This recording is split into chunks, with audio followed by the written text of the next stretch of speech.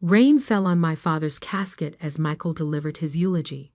My older brother, the golden child, the tech prodigy, stood there in his tailored suit, talking about Dad's entrepreneurial spirit and how he'd carry on the family legacy.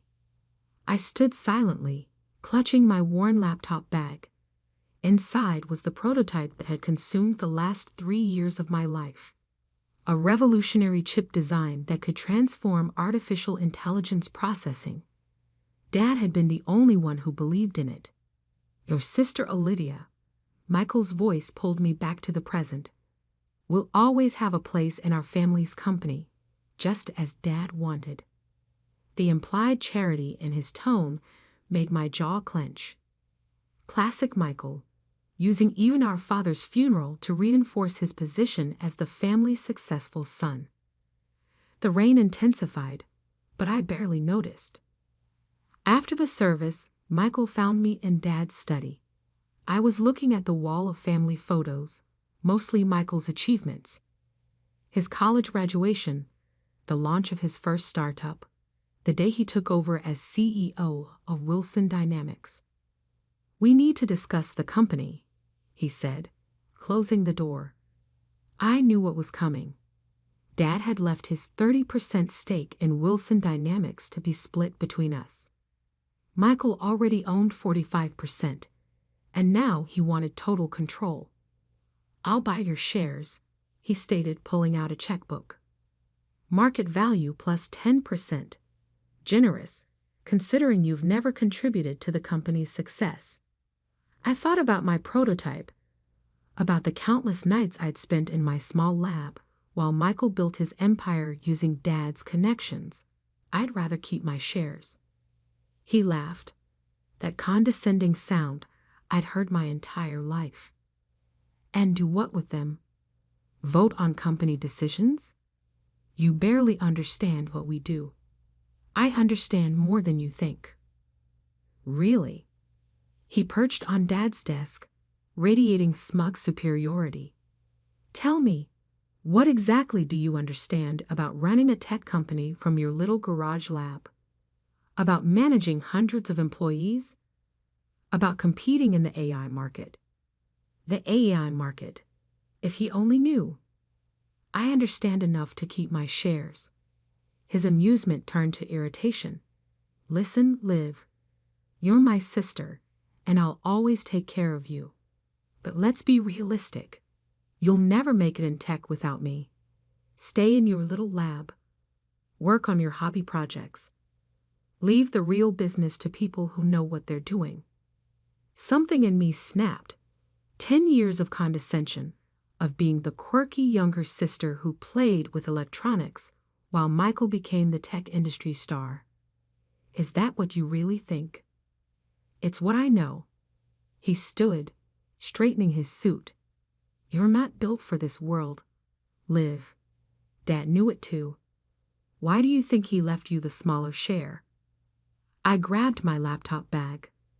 Maybe because he knew I didn't need it. Michael blocked my path. "What's that supposed to mean?" "It means I don't need your help, your money, or your approval." I met his eyes. "And someday, you'll understand exactly how wrong you've been.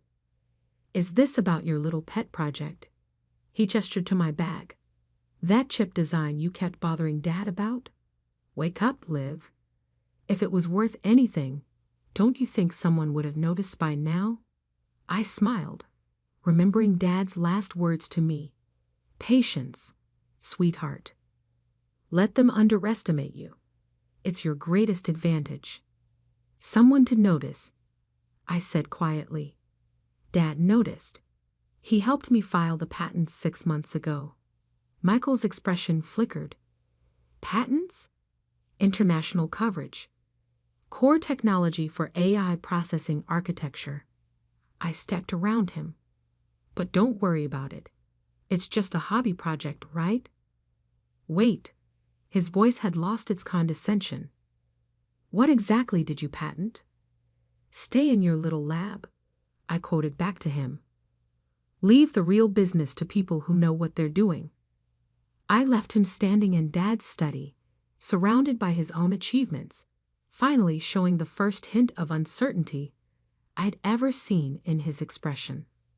That night, in my little lab, actually a sophisticated workspace I'd built in a converted warehouse, I reviewed the final prototype tests. The neural processing architecture I'd developed wasn't just an improvement on existing technology. It was a fundamental reimagining of how AI systems could function. Dad had understood immediately.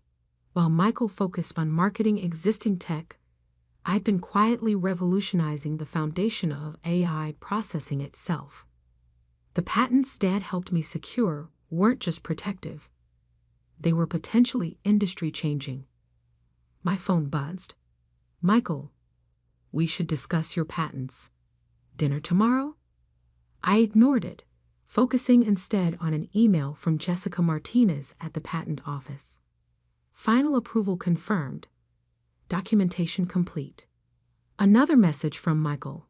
"Whatever you're planning, remember who has the resources to actually bring products to market." I smiled, thinking about the meetings I had scheduled for next week. Venture capitalists, tech reviewers, potential partners. All arranged quietly over the past 6 months with Dad's guidance. Going to bed, "Dr. Wilson?" My assistant Sophie called from the lab entrance. She was the only other person who knew the full scope of what we'd developed. "Almost done," I replied, making final adjustments to the presentation I'd be giving next week. "Just refining some details. Your brother's company announced their new AI platform today," Sophie mentioned casually. "They're calling it revolutionary." I nodded, unsurprised. Michael always announced products before they were ready, counting on his marketing team to bridge the gap between promise and reality. "Should we be worried?"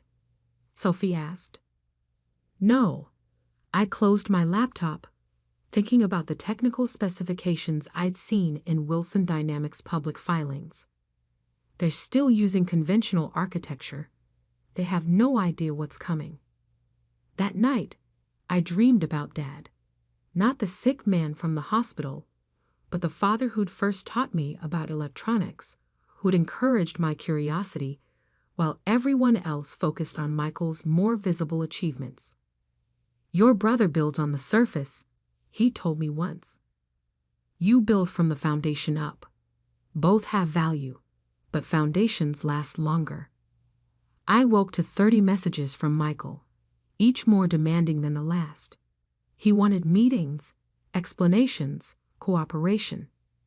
The confident dismissal from the funeral was gone, replaced by barely concealed anxiety.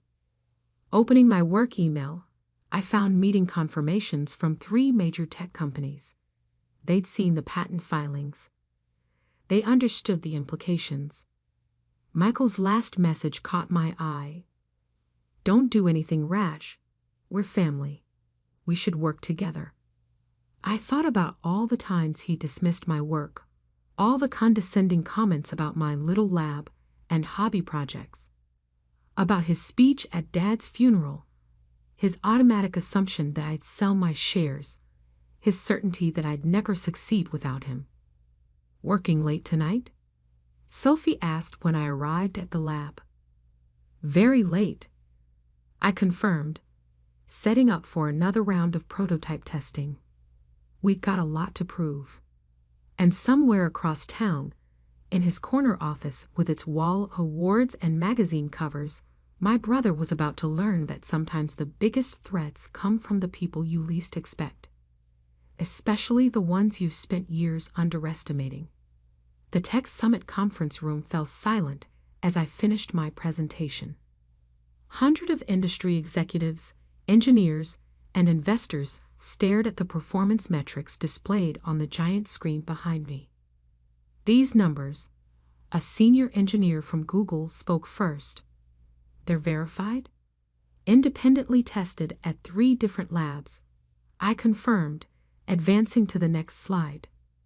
The neural processing architecture achieves 400% better performance while using 60% less power. The room erupted in murmurs. My phone buzzed in my pocket, probably another message from Michael. He'd sent 43 in the past 2 days, each more desperate than the last. Dr. Wilson called out Janet Chen, a prominent venture capitalist. "What's your timeline for commercial implementation?" "We have working prototypes now," I replied, nodding to Sophie, who unveiled the sleek black processing unit. Full-scale production could begin within 6 months. More murmurs. Everyone in the room understood what this meant. The AI processor market was worth billions, and I'd just demonstrated technology that made current solutions obsolete, including my brother's entire product line. After the presentation, I was surrounded by executives offering partnerships, investors promising blank checks, and engineers asking technical questions. In the corner, I spotted Wilson Dynamics Chief Technology Officer frantically typing on his phone. "Dr. Wilson," a quiet voice cut through the crowd. Marcus Zhang, CEO of Silicon Dynamics, extended his hand. "We should talk privately." 20 minutes later, in a secluded meeting room, Marcus got straight to the point. "Name your price. The technology isn't for sale." He smiled. "Everything's for sale. 10 billion? I thought about Michael's words at Dad's funeral, about staying in my little lab. "This isn't about money, Mr. Zhang. 15 billion. Exclusive rights." He slid a preliminary term sheet across the table. "You could fund 100 research labs with that." Before I could respond, my phone buzzed again. "Michael, your presentation is trending on tech Twitter. Call me immediately." "Excuse me," I told Marcus, "but I have other meetings scheduled, though I appreciate the offer." His smile faded. "Wilson Dynamics will be calling next. Your brother is probably very busy right now." Indeed, Michael was busy. His company's stock had dropped 18% since my presentation, as analysts digested the implications of my technology. Wilson Dynamics' much-hyped new AI platform, scheduled to launch next quarter, was now effectively obsolete before release. Sophie met me outside the conference center. "Your brother's here." "Here?" "In the lobby, with his entire executive team." I checked my phone. 67 missed calls, 112 messages, emails from Wilson Dynamics board members. "Should we use the back exit?" Sophie asked. "No," I straightened my jacket. "Time to face this head-on." Michael stood as I entered the lobby, his usual corporate polish showing cracks. His CTO hovered nearby, clutching a tablet full of my technical specifications. "We need to talk," Michael said, trying to sound authoritative, but missing by a mile. "I'm quite busy." "Damn it, Liv." His composure cracked. "Do you have any idea what you've done? Our stock is in freefall. Partners are calling about contract revisions. All because you couldn't. All because I couldn't what?" I cut in. "Succeed without you? Stay in my little lab? Leave the real business to people who know what they're doing." His face flushed. The executive team shifted uncomfortably. "The patents," his CTO interjected. "They're fundamental. We can't work around them. Every approach we've tried uses my architecture as a foundation," I finished. "Yes, I know." Michael stepped closer, lowering his voice. "What do you want?" "Want to license the patents, to sell them, to," he swallowed, "partner with Wilson Dynamics." I thought about the wall of his achievements in Dad's study, about a lifetime of condescension and dismissal. "I have a meeting with Intel in 20 minutes. I said, checking my watch. Their CEO flew in personally. Intel? Michael's voice cracked. Liv, we're family. You can't. Family? I laughed. Now we're family. Not when you tried to buy my shares for pennies. Not when you mocked my work. Not when you used Dad's funeral to emphasize my supposed inadequacies. His executive team was openly staring now, seeing their invincible CEO stripped of his arrogance. At least talk to our board, he pleaded. They're meeting emergency session tomorrow. Can't. I'm having lunch with Apple's acquisition team. I started walking toward the elevator. Though I heard Silicon Dynamics made an interesting offer. Michael grabbed my arm. You would sell to our biggest competitor. I haven't decided to sell to anyone. I pulled free. But isn't this what you wanted? For me to learn about real business. The elevator arrived with a soft chime. Sophie held the door as I stepped in. Liv, please. Michael's voice had lost all its corporate authority. Everything I've built was built on assumptions. I finished as the doors began to close. About me, about my work, about who gets to decide what success looks like. The last thing I saw was my brother's face, a mix of desperation and dawning comprehension that his dismissive little sister now held the power to reshape the entire industry. The next week was a blur of meetings, demonstrations, and increasingly dramatic offers. Wilson Dynamics stock continued to fall as more technical details emerged. Analysts called my architecture a paradigm shift. Competitors circled my brother's company like sharks scenting blood. Your brother's board called again, Sophie reported one evening as I reviewed licensing proposals. They're discussing removing him as CEO. I nodded, unsurprised. Michael had staked everything on his AI platform launch. Now it was worthless before it even hit the market. There's also this. She handed me a magazine. The cover showed Michael and me at Dad's funeral. Him at the podium, me in the rain. The headline read, Silicon Valley's biggest upset. How Wilson Dynamics missed the future in their own family. They want to know your next move, Sophie added. Everyone's waiting. I looked at the prototype humming quietly on my workbench. Dad had been right. Foundations matter more than surface appearances. Their lawyer called too, Sophie continued. Apparently, their preliminary analysis shows their entire product line might infringe on your patents. Might? Does infringe. Significantly. She paused. What are you going to do? I picked up my phone, looking at the dozens of missed calls from Michael. Each one a reversal of a lifetime of dismissal. Each one a recognition that the sister he'd underestimated now controlled his fate. First, I said, we're going to let them sweat a little longer. Then? I smiled, thinking about all those years in my little lab while Michael built his empire on shifting sand. Then we're going to teach some people a very expensive lesson about underestimating the wrong person.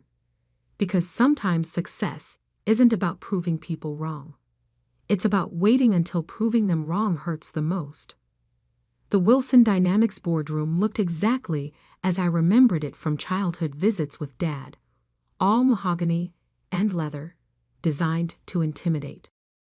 But today, sitting at the head of the table, while the board members waited nervously for me to speak, the room felt different. Maybe because my brother's usual seat was empty. The patent infringement is comprehensive. Wilson Dynamics chief counsel explained, sliding a thick document across the table. Our entire AI processing architecture relies on technology Dr. Wilson patented. Dr. Wilson, not Michael's sister or Ms. Wilson anymore. Amazing what a few $1 billion in market capitalization could do for one's professional courtesy. To be clear, another board member spoke up. Without a licensing agreement, we can't ship any products. We'd lose every contract. The company would collapse. I finished. Yes, I know. The room fell silent. Through the floor-to-ceiling windows, I could see Michael pacing in his office across the courtyard. He hadn't been invited to this meeting, a fact that must have been killing him. We're prepared to offer significant compensation, the board chairman began. Full market value plus. I've already received better offers, I interrupted. Silicon Dynamics offered $15 billion for exclusive rights. Intel topped that yesterday. Apple called this morning. More silence. The chairman's face had gone pale. But you haven't accepted any offers, the CFO observed carefully. No. Because? I stood, walking to the windows. Michael had stopped pacing, staring directly at the boardroom. Even from this distance, I could feel the weight of his gaze. Do you know what my brother said to me at our father's funeral? I turned back to the board. He said I'd never make it in tech without him, that I should stay in my little lab and leave the real business to people who know what they're doing. The board members shifted uncomfortably. They'd all been there that day, watching Michael dismiss me in front of everyone. Here's my offer, I continued. Wilson Dynamics gets a non-exclusive license to my patent portfolio. You pay market rate royalties, just like everyone else will. No special treatment, no family discounts. But I'm not finished. I held up my hand. The license is contingent on some management changes. Michael steps down as CEO. Immediately, the chairman leaned forward. You want to take over? No, I smiled. I want him to learn the same lesson Dad taught me. Success isn't about titles or corner offices. It's about understanding what you actually contribute and who would run the company. Sophie Martinez will be here in 10 minutes. She's managed my research team for 5 years. She understands both the technology and its business implications. I paused. She also lacks any illusions about her own importance. As if on cue, my phone buzzed. Sophie, ready when you are. One more thing, I added. The company establishes a new R&D division. Real research, not just product development. And it operates independently, without interference from marketing or sales. You want to run it? The chairman asked. No, I want to choose who runs it. And I want it named after Dad. I met each board member's eyes. He always believed in building foundations, not just selling promises. The chairman glanced at the stock ticker displayed on the wall. Wilson Dynamics down 40% since my patent announcement. How long do we have to decide? Intel's offer expires at midnight. I gathered my papers. I suggest you choose quickly. Walking out, I stopped at Michael's office. He sat behind his desk, all his usual confident energy replaced by defeated stillness. The board's voting now, I said from the doorway, to accept your terms. His voice was hollow. To replace me. To save the company you nearly destroyed with your arrogance. He looked up sharply. I built this company. No, I cut in. Dad built this company. You inherited it and coasted on his reputation while ignoring actual innovation. How long since your R&D team developed anything genuinely new? His silence was answer enough. You know what your problem is, Michael?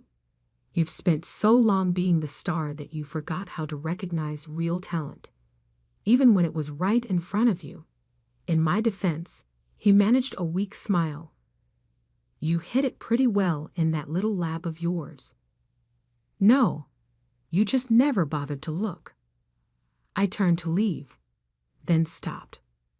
By the way, Sophie's taking over as CEO. Try to learn something from her. She understands what you never did. That true leadership is about building things, not just taking credit for them. And what will you do? He asked. Take Silicon Dynamics' offer? I'm launching my own company.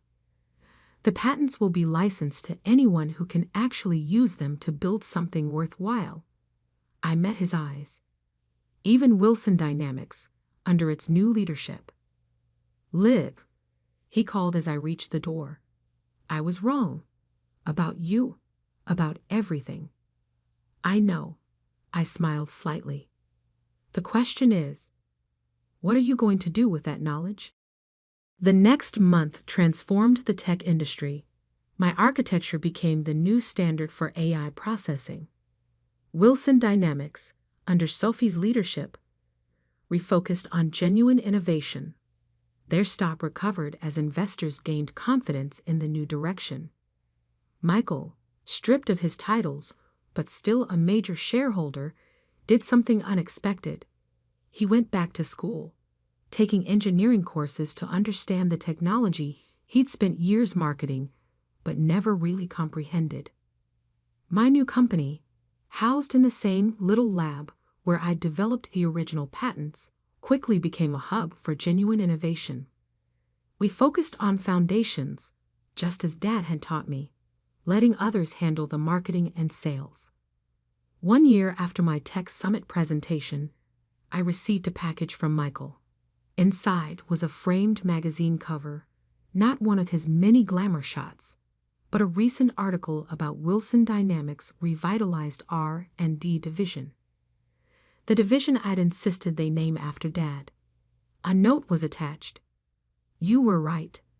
Success isn't about who gets the credit. It's about who does the work. I hung it in my lab, next to Dad's old workbench that I'd kept all these years. A reminder that sometimes the best revenge isn't about destroying someone's success. It's about teaching them what success really means. Last week, Michael stopped by the lab. No fancy suit, no corporate swagger. Just my brother, carrying a prototype he'd been working on in his engineering courses. Would you look at this? He asked, embarrassment and hope mixing in his voice. I could use some advice from someone who knows what they're doing. I smiled, clearing space on the workbench. Pull up a chair. Let's build something real. Because in the end, true victory isn't about proving people wrong. It's about teaching them how to be right.